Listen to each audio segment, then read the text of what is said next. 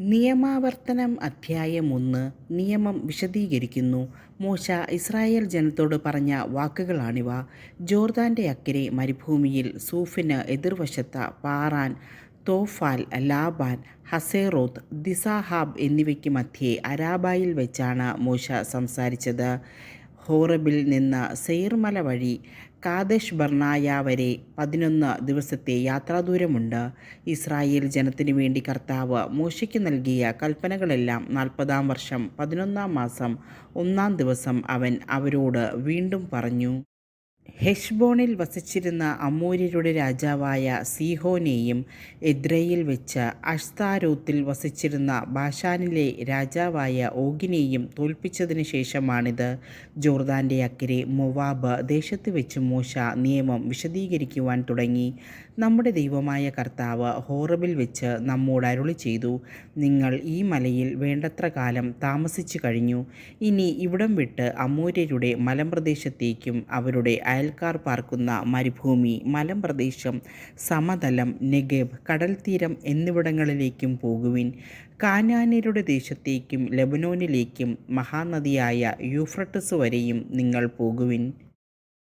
ഇതാ, ആ ദേശം നിങ്ങൾക്ക് ഞാൻ വിട്ടു തന്നിരിക്കുന്നു. കർത്താവ് നിങ്ങളുടെ പിതാക്കന്മാരായ അബ്രഹത്തോടും ഇസഹാക്കിനോടും യാക്കോബിനോടും അവർക്കും സന്തതികൾക്കുമായി നൽകുമെന്ന് വാഗ്ദാനം ചെയ്ത ദേശം ചെന്ന് കൈയടക്കുവിൻ. ന്യായാധിപന്മാരുടെ നിയമനം. അന്ന് ഞാൻ നിങ്ങളോട് പറഞ്ഞു, നിങ്ങൾ എനിക്ക് തനിയെ താങ്ങാൻ വയ്യാത്ത ഭാരമാണ്. നിങ്ങളുടെ ദൈവമായ കർത്താവ് നിങ്ങളുടെ എണ്ണം വർദ്ധിപ്പിച്ചിരിക്കുന്നു. നിങ്ങൾ ഇന്ന് ആകാശത്തിലെ നക്ഷത്രങ്ങൾ പോലെ സംഖ്യാതീതമായിരിക്കുന്നു. നിങ്ങളുടെ പിതാക്കന്മാരുടെ ദൈവമായ കർത്താവ് നിങ്ങളെ 1000 മടങ്ങ് വർദ്ധിപ്പിക്കുകയും അവിടുന്ന് വാഗ്ദാനം ചെയ്തിട്ടുള്ളതുപോലെ നിങ്ങളെ അനുഗ്രഹിക്കുകയും ചെയ്യട്ടെ. നിങ്ങളുടെ ഭാരങ്ങളും നിങ്ങളുടെ ഇടയിലെ കലഹങ്ങളും എനിക്ക് തനിയെ താങ്ങാനാവുമോ? നിങ്ങൾ അതത് ഗോത്രത്തിൽ നിന്ന് അറിവും വിവേകവും പക്വതയുമുള്ളവരെ തിരഞ്ഞെടുക്കുവിൻ. അവരെ നിങ്ങളുടെ അധിപന്മാരായി ഞാൻ നിയമിക്കാം. നീ നിർദ്ദേശിച്ച കാര്യം വളരെ നന്ന് എന്ന് നിങ്ങൾ അപ്പോൾ പറഞ്ഞു. അതുകൊണ്ട് ഞാൻ വിജ്ഞാനികളും പക്വമതികളുമായ ഗോത്രത്തലവന്മാരെ തിരഞ്ഞെടുത്ത് നിങ്ങളുടെ അധിപന്മാരാക്കി. 1000-കളുടെയും 100-കളുടെയും 50-കളുടെയും 10-കളുടെയും അധികാരികളായി അവരെ എല്ലാ ഗോത്രങ്ങളിലും നിയമിച്ചു. അക്കാലത്ത് ഞാൻ നിങ്ങളുടെ ന്യായാധിപന്മാരോട് കൽപ്പിച്ചു, നിങ്ങളുടെ സഹോദരരുടെ ഇടയിലുള്ള തർക്കങ്ങൾ വിചാരണ ചെയ്യുവിൻ. സഹോദരർ തമ്മിൽ തമ്മിലോ പരദേശിയുമായോ ഉണ്ടാകുന്ന തർക്കങ്ങൾ കേട്ട് നീതിപൂർവം വിധിക്കുവിൻ. ന്യായം വിധിക്കുന്നതിൽ പക്ഷപാതം കാണിക്കാതെ ചെറിയവൻ്റെയും വലിയവൻ്റെയും വാദങ്ങൾ ഒന്നുപോലെ കേൾക്കണം. ന്യായവിധി ദൈവത്തിൻ്റേതാകയാൽ നിങ്ങൾ മനുഷ്യനെ ഭയപ്പെടേണ്ട. നിങ്ങൾക്ക് തീരുമാനിക്കാൻ പ്രയാസമുള്ള തർക്കങ്ങൾ എൻ്റെ അടുക്കൽ കൊണ്ടുവരുവിൻ, ഞാനവ തീരുമാനിച്ചു കൊള്ളാം. നിങ്ങളുടെ കർത്തവ്യങ്ങൾ എന്തെല്ലാമെന്ന് അന്ന് ഞാൻ നിങ്ങളെ അറിയിച്ചു. കാനാനിലേക്ക് ചാരന്മാർ.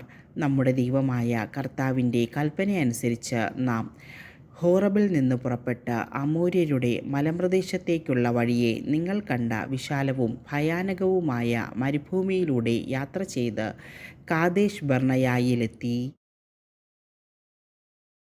അപ്പോൾ ഞാൻ നിങ്ങളോട് പറഞ്ഞു, നമ്മുടെ ദൈവമായ കർത്താവ് നമുക്ക് തരുന്ന അമോര്യരുടെ മലമ്പ്രദേശം വരെ നിങ്ങൾ എത്തിയിരിക്കുന്നു. ഇതാ, നിങ്ങളുടെ ദൈവമായ കർത്താവ് ഈ ദേശം നിങ്ങൾക്ക് തന്നിരിക്കുന്നു. നിങ്ങളുടെ പിതാക്കന്മാരുടെ ദൈവമായ കർത്താവിൻ്റെ ആജ്ഞയനുസരിച്ച് ചെന്ന് അത് കൈവശമാക്കുക. ഭയമോ പരിഭ്രമമോ വേണ്ട. അപ്പോൾ നിങ്ങളെല്ലാവരും എൻ്റെ അടുക്കൽ വന്നു പറഞ്ഞു, ഈ രാജ്യത്തെക്കുറിച്ച് ഗൂഢമായി അന്വേഷിക്കാൻ നമുക്ക് ഏതാനും പേരെ മുൻകൂട്ടി അയക്കാം. ഏതു വഴിക്കാണ് നാം ചെല്ലേണ്ടതെന്നും ഏത് പട്ടണത്തിലേക്കാണ് പ്രവേശിക്കേണ്ടതെന്നുമുള്ള വിവരം അവർ വന്ന് അറിയിക്കട്ടെ. ആ നിർദ്ദേശം എനിക്ക് ഇഷ്ടപ്പെട്ടു. അതിനാൽ ഗോത്രത്തിനൊന്നുവെച്ച് 12 പേരെ നിങ്ങളിൽ നിന്ന് ഞാൻ തിരഞ്ഞെടുത്തു. അവർ മലമ്പ്രദേശത്തേക്ക് പുറപ്പെട്ടു. എഷ്കോൾ താഴ്വരയിലെത്തി ആ പ്രദേശത്തെക്കുറിച്ച് രഹസ്യമായി അന്വേഷിച്ചു. അവർ അവിടെ നിന്ന് കുറേ ഫലവർഗ്ഗങ്ങൾ കൊണ്ടുവന്ന് നമുക്ക് തരികയും നമ്മുടെ കർത്താവായ ദൈവം നമുക്ക് നൽകുന്ന ഭൂമി നല്ലതാണ് എന്ന് അറിയിക്കുകയും ചെയ്തു. എന്നാൽ നിങ്ങൾ അങ്ങോട്ട് പോകാൻ വിസമ്മതിച്ചതുകൊണ്ട് നിങ്ങളുടെ ദൈവമായ കർത്താവിൻ്റെ കർത്താവിൻ്റെ കൽപ്പന ധിക്കരിച്ചു. നിങ്ങൾ കൂടാരങ്ങളിലിരുന്ന് ഇങ്ങനെ പിറുപിറുത്തു, കർത്താവ് നമ്മെ വെറുക്കുന്നു. അതിനാലാണ് നമ്മെ അമോര്യരുടെ കൈകളിൽ ഏൽപ്പിച്ച് നശിപ്പിക്കാനായി ഈജിപ്തിൽ നിന്ന് ഇറക്കിക്കൊണ്ട് വന്നിരിക്കുന്നത്. ആ ജനങ്ങൾ നമ്മേക്കാൾ വലിയവരും ഉയരം കൂടിയവരുമത്രേ. അവരുടെ നഗരങ്ങൾ വലിയവയും ആകാശം മുട്ടുന്ന കോട്ടകളാൽ സുരക്ഷിതങ്ങളുമാണ്. അവിടെ ഞങ്ങൾ അനാക്കിമിൻ്റെ സന്തതികളെപ്പോലും കണ്ടു. ഇങ്ങനെ പറഞ്ഞ നമ്മുടെ സഹോദരർ നമ്മെ നഷ്ടധൈര്യരാക്കിയിരിക്കുന്നു. നാം എങ്ങോട്ടാണ് ഈ പോകുന്നത്? അപ്പോൾ ഞാൻ നിങ്ങളോട് പറഞ്ഞു, നിങ്ങൾ പരിഭ്രമിക്കേണ്ട, അവരെ ഭയപ്പെടുകയും വേണ്ട. നിങ്ങളുടെ മുൻപേ പോകുന്ന നിങ്ങളുടെ ദൈവമായ കർത്താവ് ഈജിപ്തിൽ നിങ്ങളുടെ കൺമുൻപിൽ വെച്ച് പ്രവർത്തിച്ചതുപോലെ നിങ്ങൾക്ക് വേണ്ടി യുദ്ധം ചെയ്യും. നിങ്ങൾ ഇവിടെ എത്തുന്നതുവരെ കടന്നുപോരുന്ന വഴിയിലെല്ലാം നിങ്ങളുടെ ദൈവമായ കർത്താവ് നിങ്ങളെ ഒരു പിതാവ് പുത്രനെ എന്ന പോലെ വഹിച്ചിരുന്നത് മരുഭൂമിയിൽ വെച്ച് നിങ്ങൾ കണ്ടതാണല്ലോ. എങ്കിലും ഇക്കാര്യത്തിൽ നിങ്ങൾ ദൈവമായ കർത്താവിനെ വിശ്വസിച്ചില്ല. നിങ്ങൾക്ക് കൂടാരമടിക്കുന്നതിന് സ്ഥലം അന്വേഷിച്ചുകൊണ്ട് അവിടുന്ന് നിങ്ങൾക്ക് മുൻപേ നടന്നിരുന്നു. നിങ്ങൾക്ക് വഴി കാട്ടുവാനായി അവിടുന്ന് രാത്രി അഗ്നിയിലും പകൽ മേഘത്തിലും നിങ്ങൾക്ക് മുൻപേ സഞ്ചരിച്ചിരുന്നു. അവിശ്വസ്തത. കർത്താവ് നിങ്ങളുടെ വാക്കുകൾ കേട്ട് കോപിച്ചു. അവിടുന്ന് ശപഥം ചെയ്തു പറഞ്ഞു, ഈ ദുഷിച്ച തലമുറയിലെ ഒരുവൻ പോലും നിങ്ങളുടെ പിതാക്കന്മാർക്ക് ഞാൻ വാഗ്ദാനം ചെയ്ത ആ നല്ല ഭൂമി കാണുകയില്ല. യെഫുന്നെയുടെ മകനായ കാലെബ് മാത്രം അത് കാണും. അവൻ്റെ പാദം പതിഞ്ഞ സ്ഥലം അവനും അവൻ്റെ മക്കൾക്കുമായി ഞാൻ നൽകുകയും ചെയ്യും. എന്തെന്നാൽ അവൻ കർത്താവിനെ പൂർണ്ണമായി അനുസരിച്ചു. നിങ്ങൾ നിമിത്തം കർത്താവ് എന്നോടും കോപിച്ചു. അവിടുന്ന് പറഞ്ഞു, നീയും അവിടെ പ്രവേശിക്കുകയില്ല. നൂനിൻ്റെ പുത്രനും നിൻ്റെ സഹായകനുമായ ജോഷുവ അവിടെ പ്രവേശിക്കും. അവന് നീ ഉത്തേജനം നൽകുക. എന്തെന്നാൽ അവൻ വഴി ഇസ്രായേൽ ആ സ്ഥലത്തിന്മേൽ അവകാശം നേടും. എന്നാൽ ശത്രുക്കൾക്കിരയാകുമെന്ന് നിങ്ങൾ കരുതിയ നിങ്ങളുടെ ശിശുക്കളും നന്മതിന്മ തിരിച്ചറിയാൻ ഇനിയും പ്രായമാകാത്ത കുട്ടികളും അവിടെ പ്രവേശിക്കും. അവർക്ക് ഞാൻ അത് നൽകും. അവർ അത് സ്വന്തമാക്കുകയും ചെയ്യും. നിങ്ങളാവട്ടെ ചെങ്കടലിനെ ലക്ഷ്യമാക്കി മരുഭൂമിയിലേക്ക് തിരിച്ചു പോകുവിൻ. ഞങ്ങൾ കർത്താവിനെതിരായി പാപം ചെയ്തു പോയി. നമ്മുടെ ദൈവമായ കർത്താവിൻ്റെ ആജ്ഞകളെല്ലാം അനുസരിച്ച് ഞങ്ങൾ ചെന്ന് യുദ്ധം ചെയ്തു കൊള്ളാം എന്ന് അപ്പോൾ നിങ്ങൾ പറഞ്ഞു. നിങ്ങൾ ഓരോരുത്തരും ആയുധം ധരിച്ചു.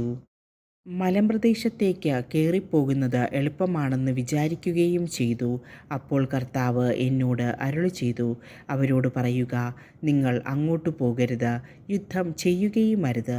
എന്തെന്നാൽ ഞാൻ നിങ്ങളുടെ കൂടെ ഉണ്ടായിരിക്കുകയില്ല. ശത്രുക്കൾ നിങ്ങളെ തോൽപ്പിക്കും. ഞാനത് നിങ്ങളോട് പറഞ്ഞു, നിങ്ങൾ ചെവിക്കൊണ്ടില്ല. കർത്താവിൻ്റെ കൽപ്പന ധിക്കരിച്ച് അഹങ്കാരത്തോടെ മലമ്പ്രദേശത്തേക്ക് കയറി. ആ മലയിൽ താമസിക്കുന്ന അമോര്യർ അപ്പോൾ നിങ്ങൾക്കെതിരെ വന്ന തേനീച്ചക്കൂട്ടം പോലെ സെയറിൽ ഹോർമ വരെ നിങ്ങളെ പിന്തുടർന്ന് നിശേഷം തോൽപ്പിച്ചു.